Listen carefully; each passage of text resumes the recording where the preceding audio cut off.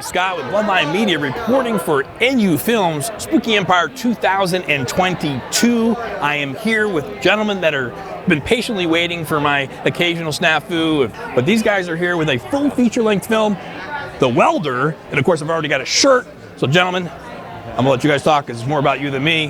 Tell us about your film and who you guys are. Well, I'm David Liz. I'm the director and co-writer of The Welder. I'm Manny Delgadillo. I'm the co-writer, co-producer, and I was the first AD on set. I'm Javier Palacios. I was unit production manager and set coordinator on the set. And well, let's tell you a little bit about our movie, The Welder, right? The Welder is a film about a mad scientist who goes crazy after an event happens. We don't want to say too much, right? No, I haven't seen it yet because I'm going to watch it later. And what he ends up doing is he decides that he wants to take revenge on the world by using his welding abilities to bring people together. I think that's all I'm going to say. Get some visuals with that. That's good. I like that. That's good visuals. And a lot of people have been asking us this lately. Where did we come up with the idea for The Welder? Like, what inspired us to make a movie about The Welder? And actually, it's a funny story. It comes from Manny, a wonderful co-writer. His dad is a welder, and his dad has been a welder since he was a kid. So, Manny, why don't you take over? This is a really cool story. Sure, yeah. So my dad's been welding for, I think, over 50 years. He started when he lived in Bogota, Colombia, then he moved to the States in the late 70s, and he's been just welding ever since. And when I was a kid, he used to take me to this metal shop in Allele. Those of you who might know Allele. And I used to go there on the weekends with him. I must have been a little kid, 9 or 10 years old. And sometimes he would hide. And I didn't know where he was. Where's my dad? You know. And he would turn off the lights, right, man? He would turn off the light, good dim the Lord. lights, and it was just the two of us, right, working like on a Sunday. And I would like go around, maybe from all of a sudden he would just pop out of a corner, you know, with the welder's mask on and like a torch, or like the spool gun, you know. And it would just freak me out. And I guess that stayed with me, you know. And then back in 2018, when we were thinking about making a horror film, that was the idea that I had, was making a movie about an evil welder. And it took us one whole year to write that script. We wrote many versions of it. Childhood traumas make great material for horror. I was going to say, you had a lot of material from that. Like every time your dad scared you, like I thought he was going to do this to me. I'm like, it was just teaching you to be ready for the world. Psychoanalyst would have a field day with me. Oh, most definitely. For sure. And you know, like we were throwing around the idea of creating a feature for a long time. We wrote several feature-length scripts before The Welder, and then we realized that our imaginations were much bigger than our pocketbook. So we had to like create a script, a story that we could actually afford to do. You know, indie filmmaking, that's what it's all about. So we wrote the script with some parameters, mostly one location, minimal actors, and then we're like, you know, I think we can pull this off. And that is And we did. I know, yeah, we did. 9 days. We shot it in the span of 9 days. How do you shoot a film in 9 days? Well, very easy. You just don't sleep. Exactly. Just make sure that you stay up as many hours as possible. We were on set 18 hours a day, and then after. And by the end of it, you're running on fumes. Yeah, for sure. Like by the end of everything, I think it took me like 2 weeks to physically recover, and 2 months to emotionally recover. It was tough. So you guys obviously wore, I would say, several hats. Pardon, you see what I did there, kind of thing. And you have to with something like this if you're gonna. It's great when you have a group of people you know, you trust, and share the vision. But what did you do again? I'm sorry, because I'm deaf and senile, and yeah. But I was a unit production manager, and that pretty much is why they're filming other scenes on other parts of the location.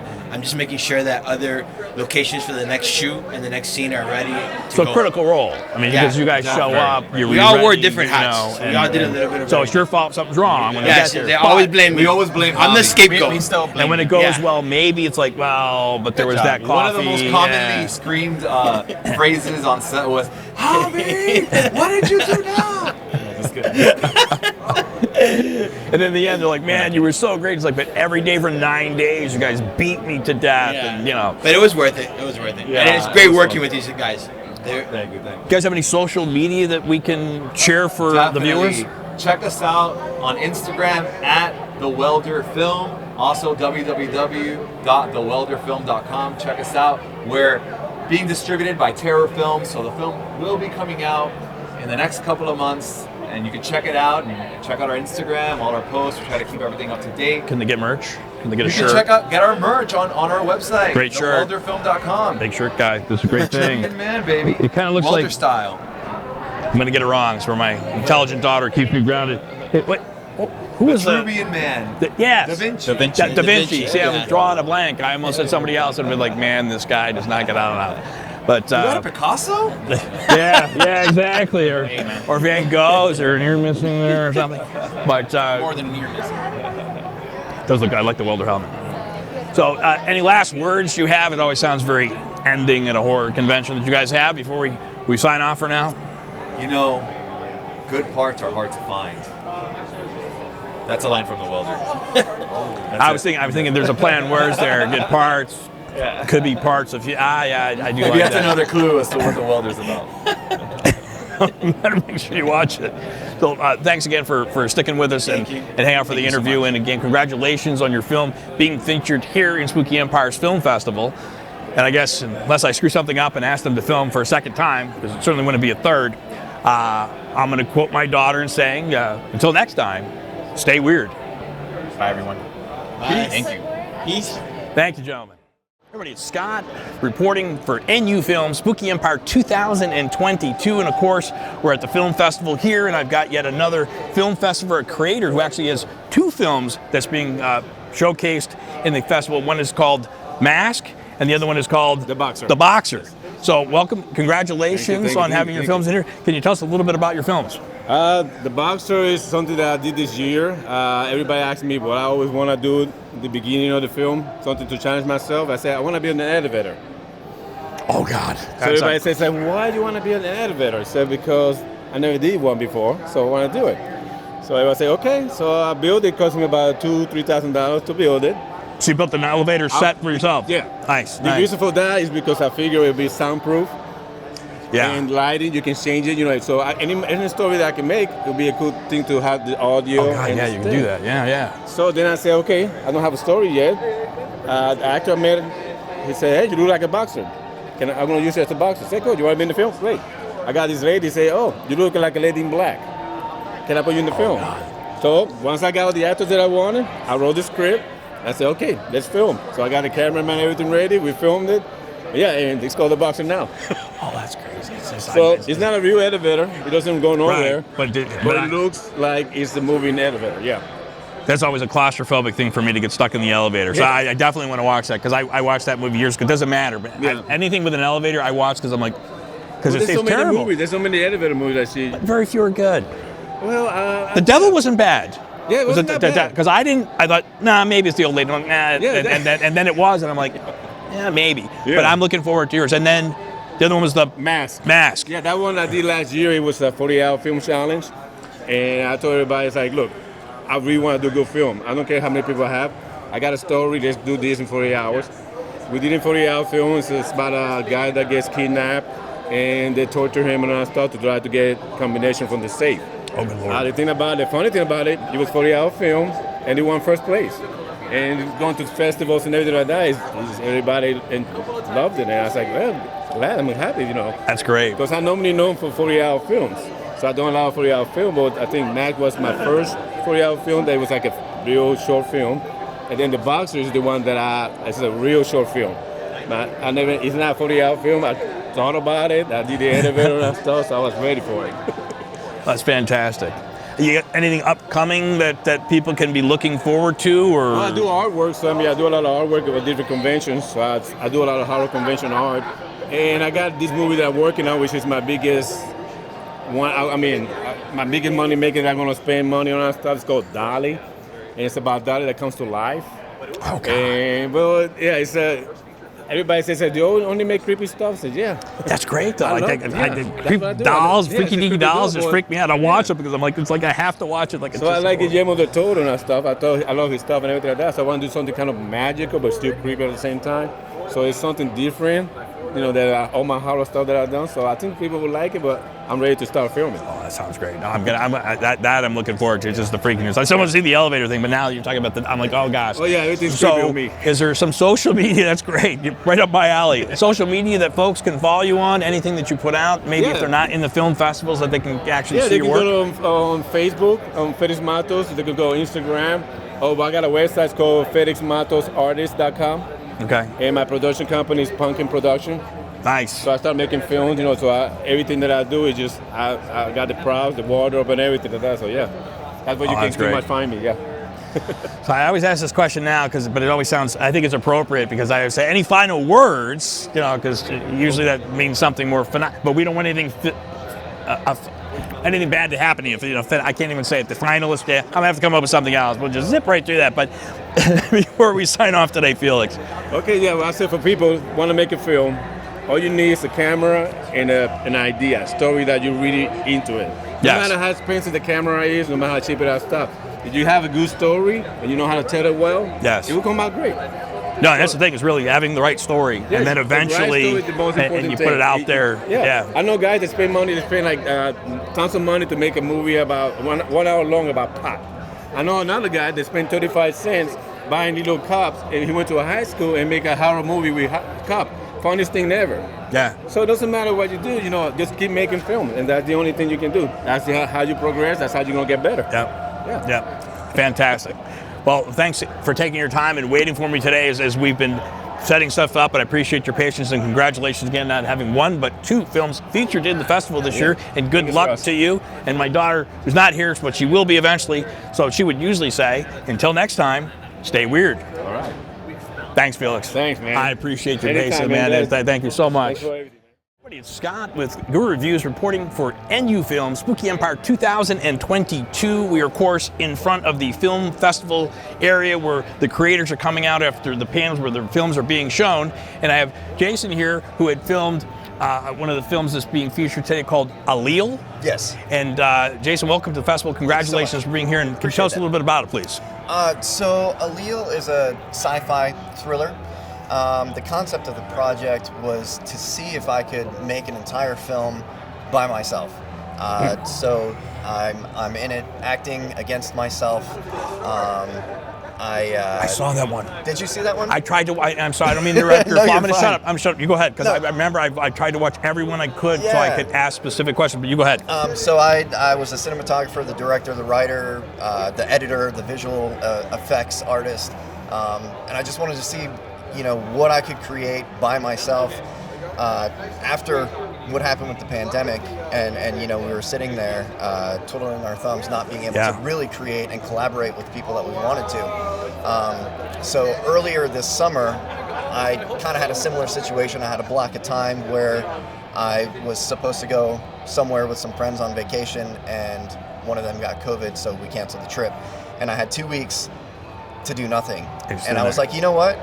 This is kind of like 2020 all over again. Let me just see what I can do on my own, and if I can tell a story by myself. No, it's great, and I do. That's why I said you were here last year. I'm looking at your face. I'm like, oh, I saw you last year. Like, no, but it was probably last week when I was trying to watch the lineup of directors and filmmakers that were going to be here that were interested in interviewing. I was trying to get each one down. I didn't hit all of them. And I feel bad because I'm like, I want to watch it and ask something or point something out in the film, because too many times people don't get recognition like yourself other than it's being played. Right. And it's nice when somebody actually just watched your film who can ask you questions versus, so tell me about your film. I didn't watch it at all. Because you had the one where I think it was in the description, it was like about AI. I don't want to give it away. And you've had quite an interesting, not to detract, because you were a stunt double or one time or an actor or something like that. I'm sorry, I was reading your bio and I tried to read all that, and I take like your JPEG of your film. That's what's going on that green screen behind you. Sorry, it's green screen. Sorry, we'll edit that out. I know it looks great with the lower third with the social media, but editing's great. Go ahead, I'm sorry. No, you're fine. So to answer your question, I started my career as a stunt performer. Here in Orlando, I worked at Universal doing the live stunt shows. And then I moved up to New York. I trained to be an actor in New York in a conservatory, and now I'm based in Atlanta, primarily as an actor. But like I said, there was that situation where we couldn't create anything, and I was supposed to be starting a show the week that the shutdown happened in 2020. So that's kind of what piqued my interest, and I was like, kind of playing around with editing and some camera work, because now that everything is self-tape, for those of you that are actors, now that everything is self-tape, we all have equipment at home. Yeah, So- you can do the phones nowadays. I mean, there's some good stuff, much better than there's stuff much better than what I have. But these phones nowadays with the computers and the cameras, like nuts, what you can do with a cell phone nowadays. Yep. I mean, I've known guys who filmed a Hyundai commercial on an iPhone, and Hyundai liked it so much they paid them to film it with real equipment. But they're like, well, You did that with a phone? you did it with an iPhone. What was wrong with that one? You know, the Right. red camera may be better, but it may not be as good. But yeah, I mean, it is definitely any aspiring creative people. That's a great use of your time where we're going to do this, but even if your passions are more towards acting, but you like filmmaking and telling stories, I mean, that's great because it certainly expands your. I'm going to get it wrong, so I'm going to shut up. You know what I'm saying? and it's nice. I mean, it's so people can see, for stunts, or we want an actor. Hey, you did great on this film. We want to have you with that. So you can't go wrong with doing that. But any social media that they can follow you at? So I'm on Twitter. I'm on Instagram at JAVENDRYES. Ja Vendries. My first two initials and my last name. Well, fantastic, and thank you for patiently waiting for me to get you over here after we got everything all set up, and congratulations again on being showcased in the film. And I'm so glad when you, because I would have been scratching my head all night going, where did I know this guy from? And that's why I'm like, I'm glad I watched the film, because I'm like, I know this guy. It's like, it's just I'm getting old, and my daughter would usually kick me in the pants and say, shut up. Move on. No, it's great, man, and I appreciate you taking the time to watch all of our films, to know about it, and taking time to interview us. I like the concept. I don't want to give. It's you have to watch it. I'm gonna spoil it. I'm not gonna say it. You need to watch it, folks. And can they watch it? That's the other thing I always try to ask people, because obviously it's in the film festival circuit, but beyond this, is there a way for them to now or in the future perhaps see this? As of right now, there is no other way. I'm looking into seeing not distributing it, but putting it on Amazon, because they have a great, from what I understand, they have a great thing for independent filmmakers where you can put your own stuff out there. Yeah, because we do YouTube a lot for a lot of reasons, but I'd be afraid to. This is a different genre than a filmmaker. I don't know if I'd necessarily want to put, but maybe not. I mean, but because once it's out there, and then I don't know. Maybe I should shut up because I don't know anything about distribution. People, it's the best thing. Somebody could like it, pick it up, and hey, let's redo it with a big budget. I don't know. Right, and that's the thing. Being a short, you really don't have any distribution unless sometimes they bundle multiple shorts together for an anthology film. I don't know. It was fun. Well, fantastic. Jason, thank you again. Thank you. And good luck to you in the film festival. And as my daughter always says, since she's not here, but she is in spirit, until next time, stay word. Thanks, man. Thanks, man. Appreciate it. Thank you so much. Hey everybody, it's Scott with Guru Reviews reporting for NU Films at Spooky Empire 2022. And it is a blast from the past, and I'm so excited to see Rachel. Rachel Galvin is here again this year, as always. And really, I mean, one of the main reasons we're here is because she saw us wandering around last year. Amos just said, hey, come over here, and started interviewing people, which of course, without that, we may have met, we may not have met, but that's how we got to meet Brendan and Allele and NU Films, and we're back here again. So I thank you so much for that, because it was a wonderful opportunity and now we're here again. So I know, and I won't speak, she's super busy, so I'm gonna let her tell it, because she never sleeps. She's got so much going on. So what's been going on in the past year? Oh my gosh, I'm doing so much, as you can see. During the day, I'm a journalist and I'm an editor, and I'm still trying to get back into acting again. I did acting for many years. So I was in a movie the other night in the background as a groupie. I was in a pilot not too long ago called From Brooklyn to Boca. Oh, wow. I was in a staged reading, so I'm starting to get back into more acting like I used to do. Of course, I want whatever drug you're taking. I want, because I look at her stuff on social media and I was like, bloop, and I'm like, this is interesting. I'm like, wow, okay. And then I'm like, how is she doing all this stuff? I mean, I thought I had energy. I'm like, no, not really. I mean, I'm sleeping and she's still working. Well, of course, I have my magazine. That's the big thing. Yes. Independent Streak magazine, which is a film magazine that's worldwide because it's on the internet, but it is focused in Florida since I'm here. And for example, Barry Bostwick from Rocky Horror Picture Show was just here in Pompano Beach for his tour for Rocky Horror that he's doing. Oh. And we were the starting point. He's going to be doing 17 Great. cities, I believe, this month. And I interviewed him, and he's my cover for the magazine this issue. Barry, that's great. Yeah, I think I saw a link of that. I'm looking at him like, oh, this is Barry Boswick. Yeah. Because he has a little gray. I have some too. No offense, Barry. You wear it well, sir. You wear it well. But that's great. I still just don't know how you do it, Rachel. You're just crazy doing things. Yeah. And I appreciate you being back here again this year and kind of, hey, you guys got to get over here. She's got them all staged up over here like last year. It's fantastic. It's like I don't have to go hunt and find people like at some conventions. We're like, hey, you want to come over for an interview? It's like, no. Rachel, stand there, wait, and they'll call you when they're ready. So thank you for that. Yeah, But you're welcome. a lot of filmmakers enjoy the extra exposure. But so social medias, I know it, but I get. Yes, my social media. Yes. Well, I am on Facebook all the time, so it's under my name, Rachel Galvin. And I'm on Instagram as well, but I really don't use it as much. I need to probably get back been into on using it Instagram. again. It's Writer Rachel, like writing, Writer Rachel 969. And I have a lot of things on there as well. And my website for my magazine is independentstreakmagazine.com. And you can see all of the archives there from the last 8 years. That's great. Yeah, That's great. it's kind of a bare bones website. It's got some issues right now, but if you go to magazine issues, you can see all of the issues. So I see what you did there. That was a See what nice I play did on there? words. That was great. Any closing remarks? I was saying final words, but it sounds so. Well, what I will say is that Allele and Brendan are doing a fantastic job. I'm blown away. They've Crazy. done gangbusters, and this is incredible what they're doing. That's amazing. It's just the scope of this is, Yes. is crazy. I mean, you've been doing it wonderful for years, and I'm just like so blown away at this. And again, I still don't know how you did that and everything else. It's just nuts. Yeah. But Well, what they've done is take it to the moon and back compared to what we've done. I mean, it was just Kurt and I running it the last few years, and they are incredible. So I just can't say enough. yeah, they're wonderful people. So, and I'm Check happy to them be out, back indie and films. be around in the outskirts. I figured I'd see you, and then Yeah. I was waiting, and I was waiting. I'm like, she'll be there anyway. And then I saw so I'm like, there she is. I'm like, my gosh, because I wanted to thank you in person in public, Yes. because I could send you a nice Facebook message and thank you again, but I thought I really wanted to do it this way. So thank you welcome. again so much for the opportunity that you gave Kendra, who's not here, but she will be here later. Yeah. But so we can't thank you enough for that. Yeah, you're welcome, and I'm glad to see you back. Fantastic. All right. And in honor of Kendra, we'll just say until next time, stay weird. Everybody, I'm Scott with Guru Reviews, reporting from NU Films, and of course we are still here, Spooky Empire 2022 Film Festival, band playing in the back, maybe you can hear, maybe you won't, we'll find out. But I'm here with another great filmmaker who's being featured this weekend at the film festival, TL, and he's got this movie called The Cure, and welcome, congratulations TL, and if you could tell us a little bit about yourself and your film, we'd love it. Yeah, I'm a local Orlando filmmaker. We did a film for the 48-Hour Film Project last year, and if you don't know about that, they assign you a genre, so you don't know what type of film you're going to make. Oh, and wow. we got horror, and we kind of made a horror comedy out of it. And you have 48 hours from go. Writing to editing to turning it in. That's crazy.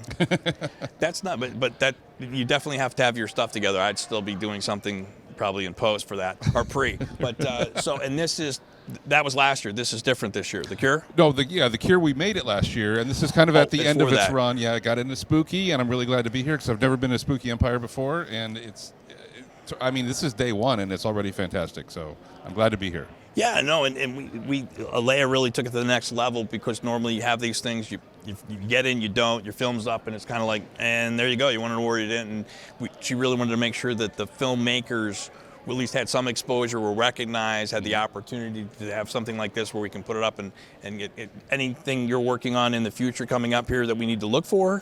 Oh, yeah. During the pandemic, of course, everything slowed down, and I used to try to limit it to one film a year, but I've got 4 out right now. So, like I said, The Cure is winding up. There's only a few more festivals for that, but I did a spy thriller with my good friend Dale Metz, who has a film screening right now next door. Nice. And then we did The 48 again this year. That's a new film that just came out, and I did a film with my sons, who aren't really filmmakers, but we did a fun family project. So we're just going to try to put it out here and there and have fun with all the films. Well, it's great. Any social media for them to follow? Any upcoming projects? Yeah. Creative Inlet Films. That's .com. That's all of our work goes there, and we just put our stuff out into festivals and try to attend and travel and go and have fun and meet people, and that's it. It's we're not in it for the money, we're in it for the fun, and maybe we'll see you at a festival. Sounds great. Thanks again for stopping by and interviewing with us. And again, congratulations on being featured. And as my daughter always says, until next time, stay weird. Thank you. Hi, I'm Kayla Miraz, and I am a production coordinator for Endangered. Hi, I'm Jen Miller, and I'm the production manager. I'm Matthew Bragg. I was the second assistant director. Alan Harris. I was the sound recordist. I'm Ryan Forrestal, and I was Detective Hartford in the film. I was one of the actors. All right, so this production had 21 short days, and almost every day was a different location. In regards to your responsibilities, which shoot day or location was the most challenging? I feel like that might be a you answer. Yeah, I feel like that's a Jen. Answer. So the first question is about one of the challenging shoot days that we had. So we filmed over 21 days at over 30 locations. We pulled over probably over 30 different permits. And so for me, from the production manager producing side of things, there's a challenge with every single day, I think. Some of the more fun challenges that come to mind were bringing in an 8-foot alligator into a residential home in Winter Park in the middle of the night at like 2 in the morning. So that kind of thing was fun. And then probably logistics wise, one of the more challenging was also our scene by the roadside, where I don't want to give away anything, but with our detective, because we needed to find an area that local authorities would agree to allow us to shut down that road in the middle of the night. We were responsible for controlling the switches for the lights and the street lights and the red lights. So all of that was a little bit new and exciting and had a lot of moving parts. So for me, planning-wise, that was probably the most challenging night for me. What about you guys? I think talent-wise, coordinating talent-wise, it was probably the night with the alligator. Just because the alligator has an incredible union, and yeah. But yeah, I think that was, from my point of view, that was probably one of the more challenging nights. I think overall, for me, it was just the fact that we were shooting overnights so consistently, making sure that talent got rest, making sure that talent was getting enough rest, crew was getting enough rest, that sort of thing. So that was it for me. I'll speak for the general crew. One of our hardest nights were probably the last night. That was a very long night. I think it reached close to 17 hours, if I'm remembering it right. Because we had to film a lot of the ending of the movie and then also the very ending of the movie during the daytime. So yeah, that was a very long, hard night, but very rewarding. We were all very happy of how it came out, so yeah. As far as talent goes, every night, because it was a 7 at night to 7 in the morning call time, so on any given night, you were just super, super tired, and anything that you were doing to stay focused enough and deliver lines and stay in it could be difficult. So I had a few nights where I was really tired. It was like 4:30 in the morning, and I had just been sitting waiting to get up to be able to do it, and it was tough to pull it together at that time. But you just get so pumped up when the cameras start rolling and everyone and all the wheels are moving, you figure it out and you do it. So it was such a fun experience, but it was late. It was a lot of late nights. You mean it wasn't that night that I called you in at like 9 and then you sat there Yep. until like 4? Yeah, hey, you got to be ready, and then you got to be ready to sit around and do nothing for a long time too. Yeah, it was a fun experience. On days that your energy was subsiding, how did you stay fresh and creatively driven so that you could be doing your best work for this production? One of my favorite ways to stay fresh, one night, Matthew and I, with a couple of the other PAs on set, started having mini rave parties in the RV to the hit song, what is it? Interior Crocodile Alligator. I drive a Chevrolet movie theater. And that, shout out to you, Kyle. It was a level of delirium that you could only have with good people on set, and that really brought the energy back up at 3 o'clock in the morning when we really, really needed it. I was just going to say naps. Yeah. I would just hit up craft services and just snack when I would be tired. I'd be like, and bored, snacking would be my thing. No, same as what Kaylee was saying about just the general crew was very positive most of the time, just especially right after lunch, which usually happened at 2 in the morning, and it's like, oh my gosh, how can we continue this night? But just us helping each other out to get back into the groove of it was really good. Like full-on burritos at 3 Yes. Especially with the overnight shoots, it really hurts to come in at like 7. That's allowed. At like 8 p.m. and have breakfast, courtesy breakfast. It's like, no, this should not be breakfast. This should be going to bedtime. But yeah, You adjust. you do. After how many shoot days was it in total again? Yeah, after 21 days you adjust.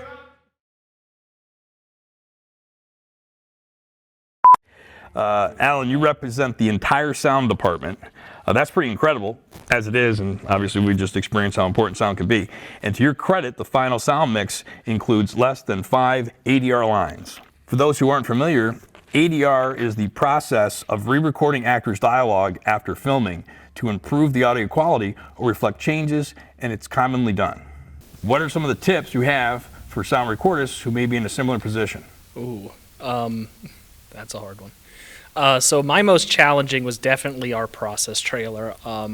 Especially, it was one of the first feature films I did, so starting out I didn't have the right gear, let's say, for it. So I had to run a lot of manual cable up and down the process trailer.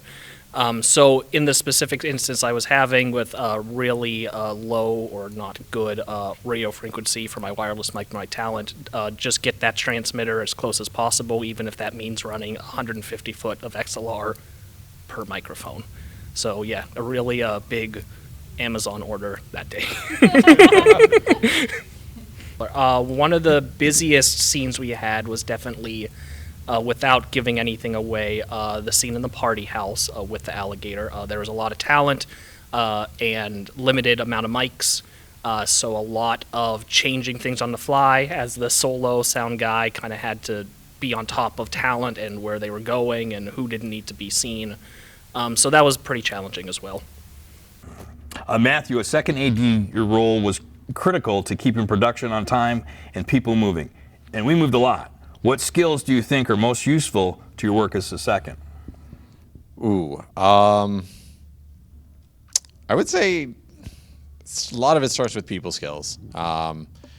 More so than the first AD, the second AD's job is to be sort of a bridge between the talent and the production itself. So making sure they understand their call times, making sure that you are protecting the production as much as you're protecting the talent, and back and forth, making sure everybody knows where they need to be, what that next move is going to be, and we're respecting the SAG guidelines for their hours, their turnaround, that sort of thing, making sure they're getting fed when they need to be fed. So I think a lot of it comes down to having a mind that deals well with logistics, but then the personality to be able to handle both your first AD and your talent and keep everything running smoothly and coordinating between the two of them. Ryan, tell us about how your character evolved over the course of the film, and how did you prepare for embodying this in a natural way? It was completely supernatural, actually. I decided to go the supernatural route because, no, I'm just kidding. No, it was the character, yeah, he starts off kind of just thinking he's got this kind of standard issue, like somebody grabbed some earrings and killed somebody. I say standard issue. In Orlando, it's kind of standard issue, but no, he thinks he's in this thing, and then he just continues to find more and more mounting evidence that something grisly has happened. And then by the end, he's, I think, pretty aware that he's about to stumble across something significant and give nothing else away in the film. But so his character kind of goes from, like, bored police officer kind of run-of-the-mill stuff. He's just kind of beating or beating the path, whatever. And then he starts to come across bigger parts of this puzzle. And then, the culmination of everything is pretty interesting. But as far as the real thing,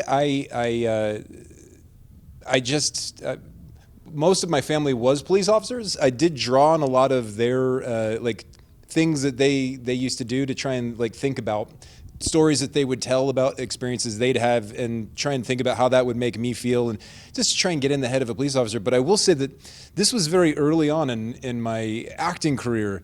It is interesting to watch things because this is as it's being released in streaming ways now. We did this like 2 years ago, right? Or 2.5, 3 years ago? Has it been like 7 years now? It's been like 14 years. 4 years. It's been so it's in like because it was 2018, right? Feels like a lifetime. 4 years. And so the process by which I got ready for that part then is so it's a shell of the process that I eventually formed for myself later on, and it's interesting to watch my early work and kind of be like, oh, what was my thought there? What was the motivation for that? Why did I do that? But yeah, it was a good experience. I do like that you switched right back into gritty cop with the whole it was just a run-of-the-mill murder. Some earrings, it's murder. and a dead they body. happen. You live in Orlando, you see a lot of them. It's a Tuesday. That's what I'm saying. Hey, come on. Forget about it. Kayla, on a low-budget production, a production coordinator often needs to take on multiple roles to keep everything running smoothly. Can you share an example of a day when you successfully multitasked multiple roles for the benefit of this project? Literally, what didn't I do? I would wake up when the kids were getting off the school bus to go home. I would go into the office, do my normal day job at Rebel as the executive assistant, which included emailing, making sure other projects were getting up and ready and going so that when this was over, we could just move right into that. I was the principal talent driver, so I would take my car, drive and go pick them up from their hotel, get them to set, made sure they had everything they needed. Every once in a while, I would help do costumes, I would go get coffee, I would just kind of run around and do anything that needed done. Fun fact, Easter egg, you'll see a picture of her in a very prominent place in the film as well, so she was also talent in the film to some extent. Little bit of talent. I was also a stand-in for the lead actress in some of the car driving scenes where there are drone shots, so some of those are me. Didn't know that one. Holy moly! I'm going to watch this now because I haven't got a chance to watch it, and I was working outside. But Jen, as a production manager, what was the most challenging position requirements you had to solve based on script needs? I think one of the biggest challenges for me in this role was, like Ryan, this wasn't my first feature, but it was my first feature in my current position as a production manager. So I had experience working with SAG, but not to the extent of doing a feature with them. I had experience pulling permits, but we just dove into the deep end as far as working with the Florida Film Office, which they were fantastic. But we pulled, again, over 30 permits in the course of 3 weeks. So a lot of times we were on the shoot the night before trying to pull the permits and see which streets we were going to be allowed onto. As you know, in Orlando, there is lots of construction, and so there are a lot of things that were shut down and we were working around. So we were working with Florida Highway Patrol and Orlando Police Department and Expressway Authority and trying to get access to the roads that we needed to, because every single night almost we were on the road at some point. So performing all those things on the back end, making sure we were buttoned up, so to say, and making sure that we had all the permissions to do everything the right way was really important to me and important to our team.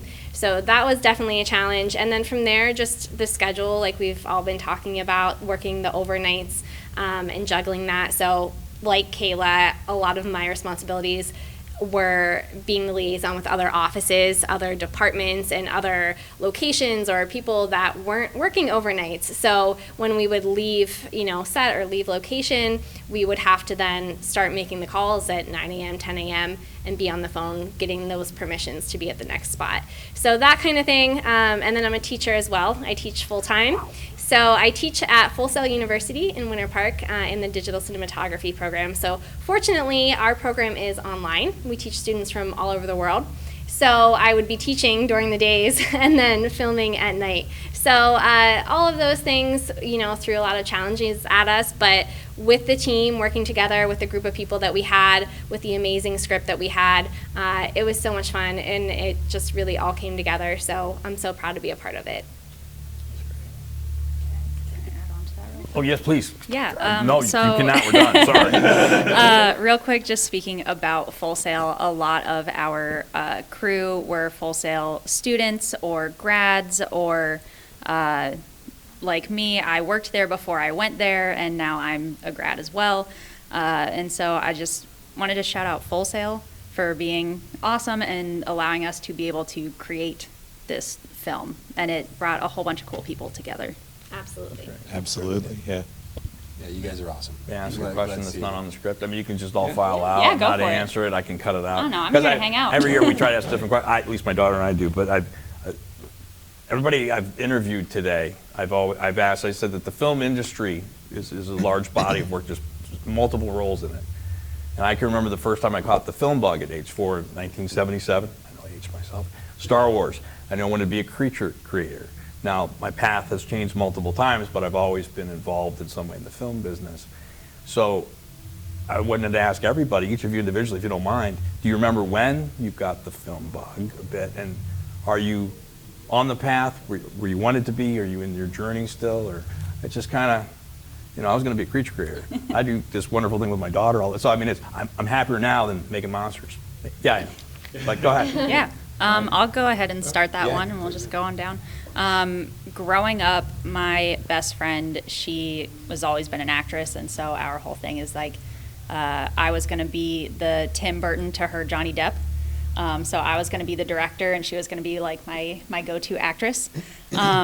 She has still followed that actress route. I did not follow the director route, but I'm really glad that I ended up where I did to be able to still work in film. It's just in a different way than I originally thought.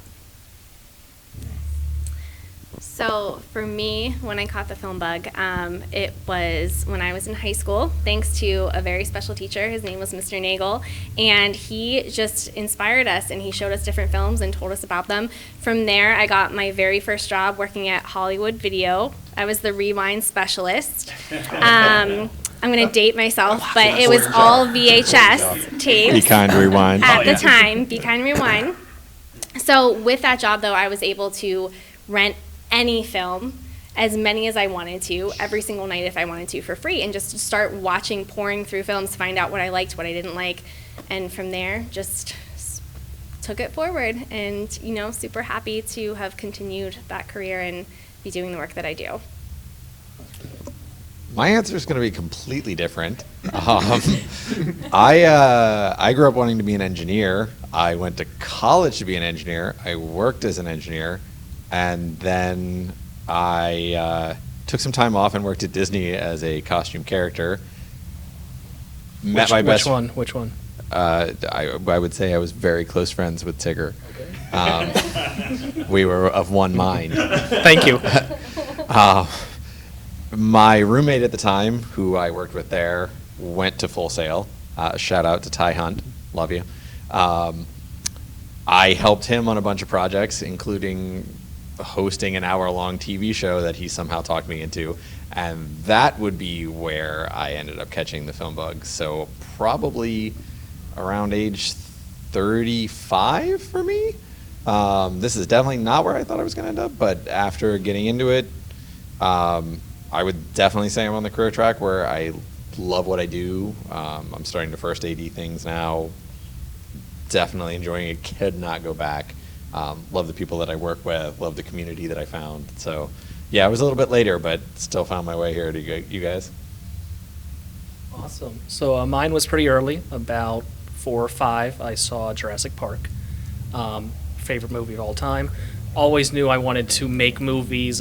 Kind of went into the direction of volunteering at like my local church to get into the AV department.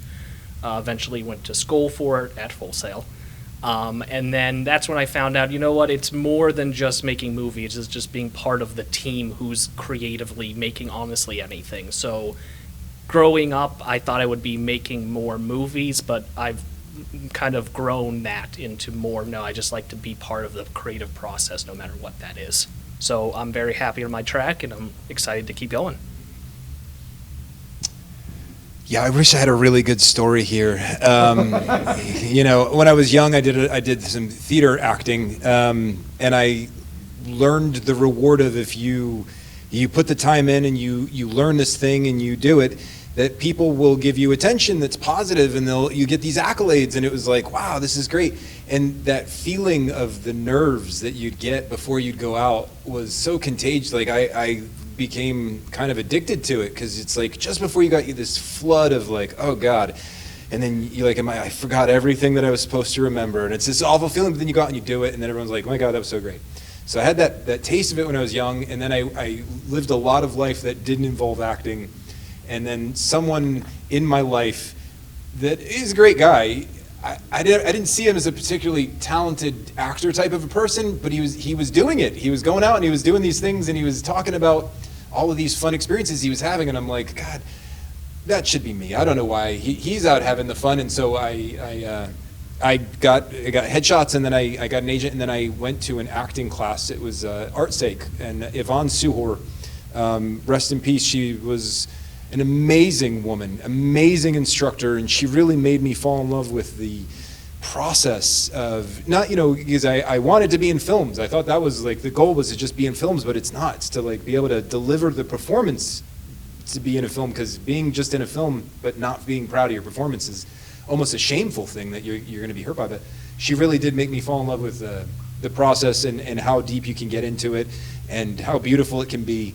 And then she passed away, and so, I mean, the whole thing around her was very motivating and made me feel that. And that was right when she really got me into that frame of mind of like, you can do this, and you're good, and this is fun, and you can be more than that. And then she passed away, and then I got this film, and it was like a sign. And I think so in some ways this film was kind of like, it was validating, like, you like this process, you seem to be good at it, and here's, you know, a fun, great project to be part of. I got my SAG credentials from this film. I got to meet amazing professionals that committed themselves to this life and did an amazing job, and it was very inspiring. And since then I went on. This was my first film, and I've gone on to do other films that I've had amazing experiences on as well. So it was really, I can give credit to Fox on Drive. Endangered. Did I say that? I missed that title. So on behalf of Spooky Empire Film Festival, and NU Films, we want to congratulate you on having your film being part of the film festival. And thanks for Full Sail and you guys sticking with this since 2018. Most importantly, thanks for tolerating the moderator, the guy who's reading the questions, the board, or something like that. Great question. He was okay. So congratulations. And in honor of my daughters, we always say, until next time, stay weird. I love it. Love it. Shouldn't be a problem. Thanks, guys. Thank you so much. Thank you.